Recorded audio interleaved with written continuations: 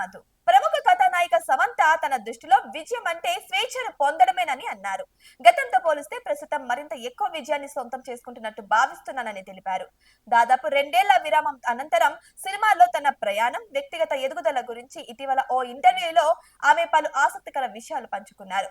విజయం గురించి తన అభిప్రాయాన్ని వివరిస్తూ, విజయాన్ని నిర్వచనం ఏంటని అడిగితే నేను వెంటనే స్వేచ్ఛ అని చెబుతానని చెప్పుకొచ్చారు.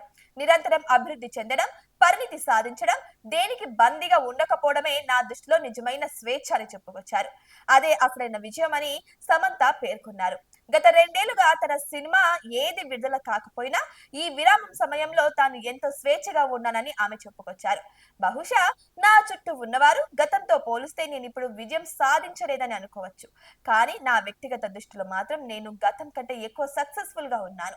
నేను ప్రస్తుతం చేస్తున్న పనులు నాకు ఎంతో ఉత్సాహాన్ని ఇస్తున్నాయి.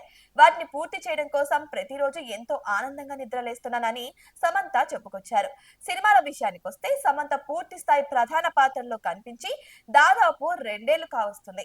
ఇటీవల విడుదలైన శుభం చిత్రంలో ఆమె మాతాజీ అనే ప్రత్యేక అతిథి పాత్రలో కనిపించి ప్రేక్షకులను ఆకట్టుకున్నారు. అంతేకాకుండా ఈ సినిమాతో సమంత తొలిసారిగా నిర్మాణ రంగంలో కూడా అడుగుపెట్టారు. ఇప్పుడు మా ఇంటి బంగారం అనే చిత్రాన్ని నిర్మిస్తున్నట్టు ప్రకటించారు.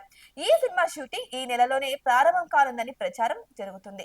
త్వరలోనే మరిన్ని వరుస చిత్రాలతో ప్రేక్షకులను అలరిస్తానని సమంత ఇటీవల అభిమానులకు హామీ ఇచ్చింది. అంటే దీని అర్థం తర్వాత ఆమె ఇంకా స్క్రీన్ ప్రవేశం చేస్తున్నట్టేనా, లేదు అంటే తర్వాత ప్రొడ్యూసింగ్ కే చేసుకొస్తారా? నిజం చెప్పాలంటే సమంతకి ఫ్యాన్ ఫాలోయింగ్ చాలానే ఉంది. సమంత అని పేరు వినగానే ప్రతి ఒక్కరు కూడా ఆమె గురించి తెలుసుకోవాలని ఆతృత కూడా ఉంటుంది. అయితే సమంత 2 ఇయర్స్ విరామం తర్వాత మళ్ళీ స్క్రీన్ కి వస్తున్నట్టు తెలుస్తుంది. మరి వెయిట్ చేసి చూద్దాం సమంత ఎలాంటి కథనాన్ని ఎంచుకుంటారో, ఎటువంటి సినిమాలలో వస్తారో, ఇంతకు ఏ హీరోతో మళ్ళీ రీ ఎంట్రీ ఇస్తున్నారో అవన్నీ కూడా త్వరలో తెలుసుకుందాం. మరి ఇటువంటి మరిన్ని అప్డేట్స్ కోసం మా ఛానల్ ని సబ్స్క్రైబ్ చేసుకోండి.